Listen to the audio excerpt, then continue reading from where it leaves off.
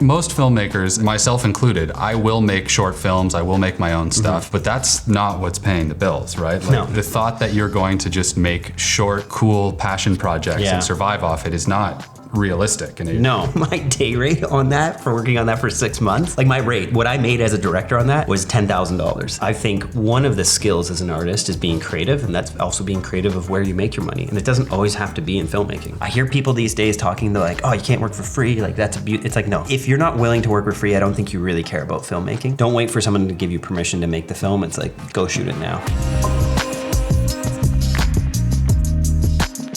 The 7-inch monitor is extremely distracting, but I like it. Did I tell you the last time I went to a film networking event, someone ran up to me and went, "Mark Bone, I love your channel." I was like, cool.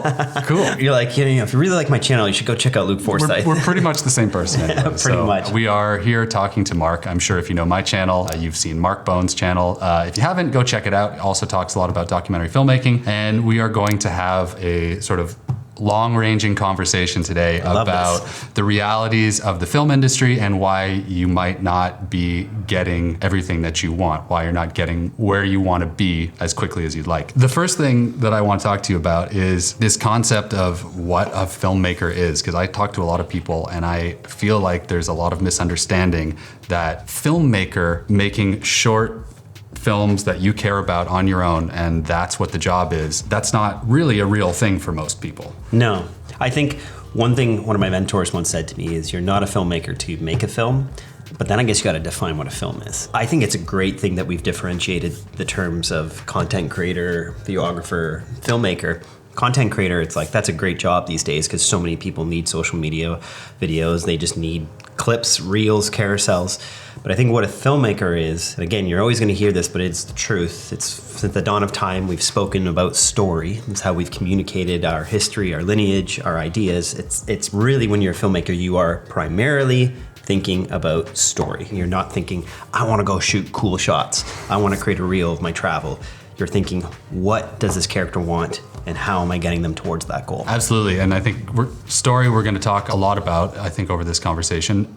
At the same time though, most filmmakers, myself included, I will make short films, I will make my own stuff that I really like and that I care about, and they do help, but that's not what's paying the bills, right? Like No. the thought that you're going to just make short, cool passion projects and survive off it is not realistic, and No. setting yourself up for disappointment. I think there's this idea that that's how any artist pays for their bills. But I assure you, like my co-founder of Art of Documentary, Michael Del Monte, his mentor, Derek Cinefrans, yes, he shoots feature films, but he's often putting his own like day rate into making that film. Like he'll put his own money, which he should be paid to make sure we get the right colors and that sort of thing. But he's making his money off commercials. One of my inspirations in Terrence Malick, that man puts so much of his own pocketbook up on his films now, and the way he's making his money is shooting these perfume commercials, allegedly. I'll let you on a secret.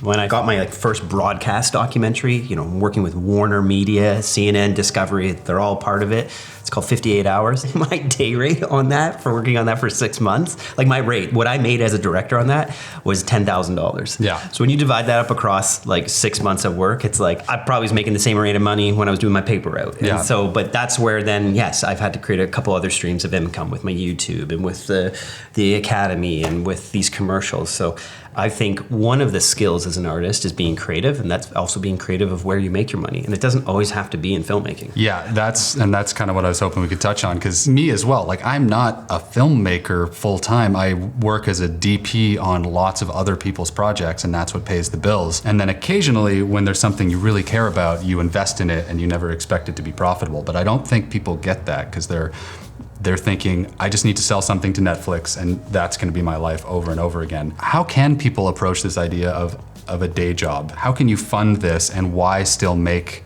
personal films? If you're not making any money off them, why are you doing it? Yeah, I think what I always did in my career was I never worked a full-time job, because then that put some pressure on my craft and my passion to actually work on that. So what that meant is, early on in my career, I worked at a church doing their announcement videos. Did that 3 days a week, and then I would work maintenance in the mornings for another 2 days a week. So I had these 2 full afternoons to work on my filmmaking. And there was no pressure. It's like, that meant I would hope that would start making money, but I had enough to pay the rent with that other stuff. And then slowly I got rid of the maintenance shifts, and then slowly I just left doing all those videos altogether. If you can make money right out of the gate with your passion, that's amazing. But I think what happens as an artist is when you create that space to do the thing you really love, regardless of the pay, you're going to create something that aligns with your values, with your vision, with your passion, with what you like, your taste. And people are going to see that, because you're always going to put more work and more effort into your own projects, I find, or at least they're going to align with what you like more. And if you believe in what you like and you've developed your taste, and that takes time, you're going to create something awesome. And then people are going to see that, and the people over here paying you for that job are going to go, hey, do that for us. Exactly. That takes time. That's the point, right? You don't make money by winning Sundance. You win Sundance if you're amazing at what you do, and then you're able to get paid in other ways based on that. And that's the point of doing these personal projects, right? Yeah, I know. I would hope people, by watching my channel or following me on Instagram, they don't just think that I'm only on set. It's like, there's constant meetings on the business side. I've had to learn so much about that, having accountants and all this stuff. I could bore you all day with all the admin that goes into creating a career, but that is part of it. Like, I remember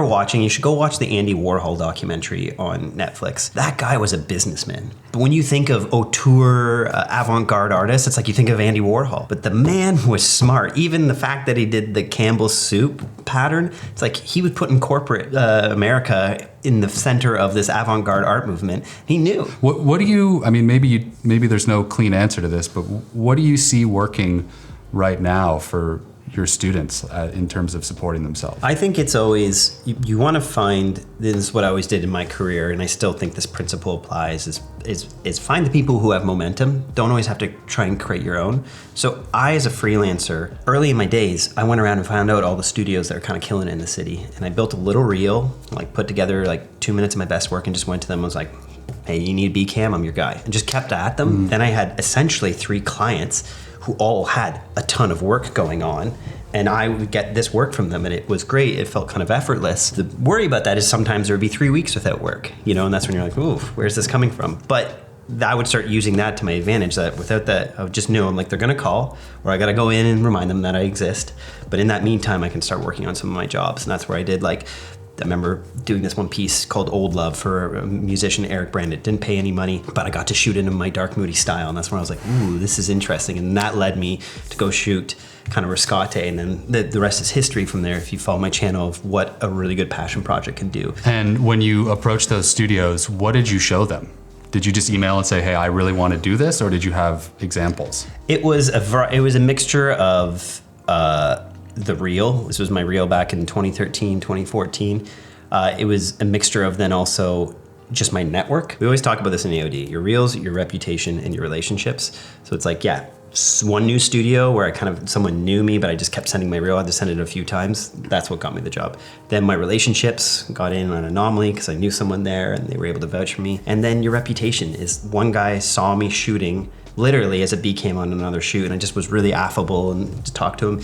And that guy went on to create his own company, and he started calling me just to do a little B cam, and then eventually I started directing for him. But the hardest is when you get emails from people you've never met, and they're saying, hey, but I don't know you. I've never seen your hustle. I have no sense of what it would be like to be in a van with you for a month. So those relationships, I think, are super important, and you have to be doing the work already, I think, for those relationships to take off. My mentor, I worked for him for 1.5 years for free, but the experience I got from him and the people I met along the way led to other jobs. And you can always look back and go, oh, that connected to that, connected to that. I hear people these days talking, they're like, oh, you can't work for free. Like, that's a beauty. It's like, no. If you're not willing to work for free, I don't think you really care about filmmaking. You should love filmmaking so much. Not that you're gonna go broke and you're gonna go into debt. That's not what I'm saying. What I'm saying is, though, you will show up on set for someone that you don't know, give them a day's work to build that network and love that job. And if you don't like doing that, I don't know if you like film. And then assuming that most people watching this are interested in semi-documentary / story-driven content, I talk to people all the time who really want to make documentaries and these types of films, but they get very confused, and 90% of the time they're bringing an idea for a topic. Yes. And I know you talk a lot about this. Yeah. So what is the difference between topic and story, and how do you know? Yeah, this was the first lesson we ever taught in AOD, and I think it's the best concept to move forward if you want to improve your filmmaking. A topic is the world in which your story exists. So a topic could be racing, or the topic you could even say, hey, I have a friend who's really good at downhill BMX riding. That is your topic. You have the world now, a downhill BMX rider. Story is one word, it's desire. It's want. What does that person want to achieve? And so that story is then them moving towards that, or it's an unanswered question. It's why your story could be you, the audience, you as the storyteller in the audience, examining the question of why do people send themselves down a mountain on a mountain bike? It's crazy. If you've seen the videos, it's insane what they're doing now. Maybe that's the question. That can get you so far, but I think it's always more interesting, this is my opinion, but it's always more interesting to have a central character or central characters who have a desire, and we explore that desire. Yeah, I mean, there's nothing wrong with information-based videos, No, right? no. Like Business Insider or the Wall Street Journal, all Exactly. these people make really interesting stuff, and I consume a ton of it, but it's not the same thing as making a documentary. If you go watch Who's Winning Sundance or whatever, they're all stories. They all are, exactly. Yeah, they're not these news articles or video essays. I think the other big mistake I see is that people think this needs to be some earth-shattering, like, I want to win the gold medal or like some huge thing, but No. it can be a lot more subtle than that, right? It can be so subtle. I think as long as we've been able to empathize, or if it's an anti-hero in your character, at least understand your main character, their goal can be so simple. My film, the ASD Band movie, that film, it was just about them writing the first album and performing in front of a live audience. And for some musicians, they're like, well, that's not a goal. Like, you should go on tour, you should try to go platinum. But for this group of young musicians on the autism spectrum, that was their goal. That was their desire. And they were such amazing people to film and became such amazing characters in the film that you cared about them. Mm-hmm. So then the small goal became like you're cheering them on. And that's just all it is can you create empathy for your character? And then their goal can be the tiniest thing ever. But a goal is only exciting if there's hurdles in the way, if there's things that are blocking that person from getting there. And so you do need to state those in your films. Yeah, I think if you can nail all those things, you get a character who wants something leading towards some sort of resolution with some hurdles in the way, then you have a story. And that can be done in 3 minutes or it can be done in an hour and a half, right? Exactly. Assuming you can identify all those things and you realize, all right, there's a story here, right? You decide you're gonna go off and shoot it and you make it. What do you suggest to newer people to do with these projects? I think you need to, before you ever put it out there, identify the audience. Your audience is not everyone, because everyone is watching everything. So if it's everyone, it's no one. It's like you can't make your audience everyone. You gotta identify that audience. This is the great thing these days about YouTube. It's free to post on it. It's like right now we're working on a major documentary series and we're trying to get a streamer, the Netflix or whoever. It's like that is a much more, you can't just upload to their platform. Yeah. But YouTube, you can. And then if you post it, instead of aiming for a Netflix distribution with your first couple of projects, Yeah. you're saying if you share it to an audience who's interested in that kind of content, that can result in them coming back to you. You're not they're going to say, I have a product. I see Luke is a storyteller. I want him to tell the story. Exactly, and that circles back to like a way that you could turn it into more day job. I got offered an HBO show through my YouTube channel alone. I asked the producer, I was like, how did you find me? I saw you on YouTube. Love it. And I was like, that is bizarre. Exactly. Putting yourself out there and showing that you care about the work. People want to know that. Does this person care? Will they go the extra mile? And it's very clear in your teaching on YouTube and the work you put out there that you are an attentive camera DP. You understand the technology and you care about the storytelling, you care about the project. And so that's what someone says, hey, I want him to care about my project. Would you go, if you were starting again right now, would you go the YouTube route, putting your films on, not become a YouTuber, but would you put your films on YouTube over the film festival circuit? Yeah. Well, yeah. I mean, yeah, you're always going to get more views on YouTube. Just guarantee you. Than Berlin or whatever. Yeah, no, you just will.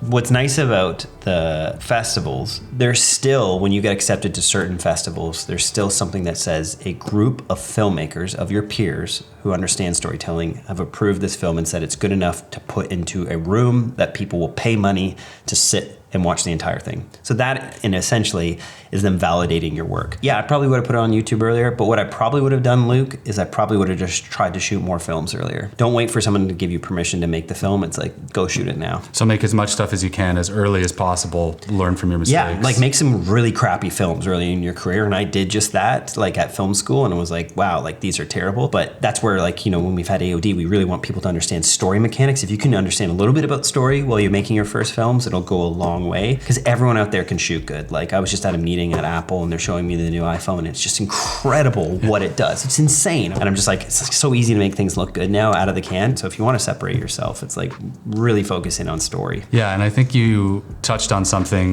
that is really important, is that shooting certain types of visuals has lost all of its power. I know. There's so much samey stuff out there, right? Yeah. And I actually notice a lot, because you're so influential. I see a lot of stuff come my way and I'm like, well, this person's just copying. This looks like they're trying to copy Mark's style. And the amount of Kill or Be Killed films I've had sent to me. Which one's that? That's the one with the MMA fighter who was a fire. Dude. I just like the amount of people that send me MMA films that I'm like, oh, these are literally the exact shots. I know, the tube lights over the bag, and like you're like, that doesn't count for as much as you think it does. It's great, but so many people can do that right out of the gate. You want people to leave having felt something, and this is what will drive them more to it. It will push them to share it. Yeah, 100%. Like, I think 20 Days in Mariupol is a great example. Like, that film is not beautifully shot, right? It's but man, you feel something. If you were going to, try to not be so samey and develop a style of your own, is there anything beyond like buying gear or, adding screw-on filters that you think helps people find their own style? Well, I think style, another word for style is taste. And taste is something developed. I think you have to break down your taste. It feels very mechanical. It'll feel very reductive, but that is important, because if you don't understand what you like, you can't go create it. Okay, and we have to talk about gear because everyone loves it. We do. If considering everything shoots great stuff, right? Everything's fine. It doesn't matter if you go with a C80 or an FX3. That's my review for gear. Everything's fine. Everything's fine. It's true. Everything's fine. Like I don't know, a while ago I did this test with like Cook lenses and like really cheap, like things that are a tenth of the price, and we were sitting down expecting that we're going to see this amazing difference, and me and my AC were kind of freaking out. We're like, I can't tell, and I want to be able to tell. Considering that all gear is good, right? That's the bottom line. All gear is good, pretty much. What should people get? What should people focus on to start? Not necessarily brands, but where should people put their money and what's not worth it? 422, 10-bit, log, whatever camera does that, that's great. I personally say go full frame, because you have the option to crop in, and I know everyone's going to come after me about that, but go comment on my Gerald Undone video, because I talk about that at length there. But I think full frame is a great place to start, because again, a lot of the full frame sensors allow you to crop to S35, and I think it's just a quick way, a cheating way to experience the different focal lengths, because then your 24 mil, if you crop in on an S35, then it feels like a 38 or 40 mil. So have good audio. It won't name cameras. But I recently went to a booth when I was with you at the Toronto Profusion. And this new company was all excited about their camera, and then I went in and I was like, where's the audio inputs? And they're like, oh, it has one here and then this little crappy thing here. I was just like, I'm done. I wanted to walk away. I was like, this is not a documentary camera. That's what's always so sad to me with the Red cameras, is just how poor their audio interfacing is. And so it's really a challenging camera to use in a documentary setting, in my opinion. You may have hacked it, but I think have good audio inputs and then get two good lenses. I always started off with the 24 and the 50, or even better, the 24 to 70, or if you can afford it, the new Sigma 28 to 105. Is it good? Yeah. Yeah, I think zoom lenses are really useful, and I think in my opinion, there's a bit of a misconception. There's this feeling that primes are better, and they are, but not because it's like a shockingly better image quality or that you have to shoot at 1.4. They're a bit sharper, but it's not going to make, you can't really tell. I've seen incredible stuff shot on zooms. The point of primes is to train your eye. It's so that you are limited and you can, that's why people like them. So I think primes are a great investment. When I'm shooting a high pressure job where I can't miss something, I'm going to go with the zoom all the time. Yeah. But when I shot stills, when I was training myself, I only shot Exactly. primes. When I'm walking around doing B-roll with a character who I'm comfortable with, I'll typically get on primes, because I also think what's great with the prime lens earlier on in film, when I shoot on a 24 mil, requires me to be closer to my subject. And I think I build a better bond with them, and they get used to having the camera very close to them. And then when it's, you know, by the end of the C-Bum film, the standard, I was on a 16 mil, like right up in his face. But it took us time, but we had built a friendship that worked. But man, it's like earlier in the days, you know, I'm very far away, because you're not wanting to get in a person's way, especially when they're competing. So yeah. You know, I've shot whole films on the 24-70, and I think it's a great lens to buy. But if you want to experience primes, then I think a 24 mil and a 50 are a great place to start. This conception too, that you need to have faster lenses, as in shallower depth of field, that'll make it more cinematic. Perhaps it could feel like that in some instances, and sometimes a really shallow depth of field shot does feel more cinematic. If it's intentional. If it's intentional. But then also having a shot that there's nothing shallow in the frame is also cinematic. It just matters. Is a part of the story. Is there emotion that we're feeling in the frame? Does it move you? Yeah, the new Bob Dylan movie is like F8 and above, so, and I don't think anyone's saying that looks bad. No. So, you know, it's like, it's not like you get the primes because you need to shoot at 1.4 because that's cinematic. Is it good? Yeah, as a vehicle for music, I enjoyed it. It was fun. Chalamet, I like the guy. I grudgingly was like, man, he did a really good job on that, Tim, yeah. You know what, I just realized, speaking about shallow depth of field, I think we've been shooting this because when I'm by myself, I can go to 1.8. Compliment to us, we've both been on the same plane. Like we've That's right. I usually work with people and they're like back here and they're all out of That's focus. Because we are the same person. We are. I know, exactly. Yeah, I appreciate it. Thanks, Mark. I got my eyes lasered, so I'm off the glasses world. I just think this is so part of my brand. You need to start selling them. Get a LUT pack and a set of MB glasses. Yeah. See the world like Mark Bone. Stop worrying so much. Get a camera that shoots a good codec. That almost all of them can. Yes. Something that prioritizes audio. Get a lens that you can afford. Primes are great for training. Zooms are more practical for fast-paced environments, so it depends what you're doing. Mm-hmm. And anything else? Light? Yeah, a camera sack. A camera sack. Yeah, or camera bag. I'm not trying to be, I'm brand agnostic for that, but some sort of bag. There's like Cine Saddle, there's Rat Focus or whatever, there's Sack. Oh, like a beanbag, yeah. Get one of those and put your camera on that. That's affordable. You don't have to mess around with gimbals. Gimbals are cool, but don't shoot on them all the time. And a solid tripod's good too. Solid tripod. Do you think lights are necessary at the beginning? Yeah, I think one big light is kind of what I say. Or one light and 2 modifiers. Cool. I think we've covered most of it. So covered it all. Yeah, we've covered it all. Everything. There's nothing else to say except why are all filmmaking YouTubers from Canada? Well, why are we filming here, Luke? It's freezing outside. It's minus 20, and then it's like only light for like 3 hours a day. So that's why you need the softbox. Yeah, that's why we got the softbox, and it's funny. I have my skylight closed right now, but it's cold out. So we went inside. We started filming. And some of us were good at filmmaking. Then we started talking about that. You think the reason all those people exist, the Maddie Poyas and Peter McKinnons, is because it's cold? No, absolutely. If Maddie and Peter lived in Costa Rica, they'd be out surfing. They wouldn't be in their office recording. I feel like Gerald is just obsessive enough where he might still be doing it even in Costa Rica. Yeah, no, Gerald knows his gear. All right, so there you have it. The answer to the age-old riddle, why all YouTubers are from Canada. The age-old riddle, they've been asking this since Plato's day. Thanks, Mark. No problem, brother. What do you got? AOD, Cineluts, all the things. Cineluts. We'll put links, and if not, I appreciate that. Go to his channel, Mark Bone. Thank you for having me by. Up. It's nice to be on my second channel. See ya. See ya.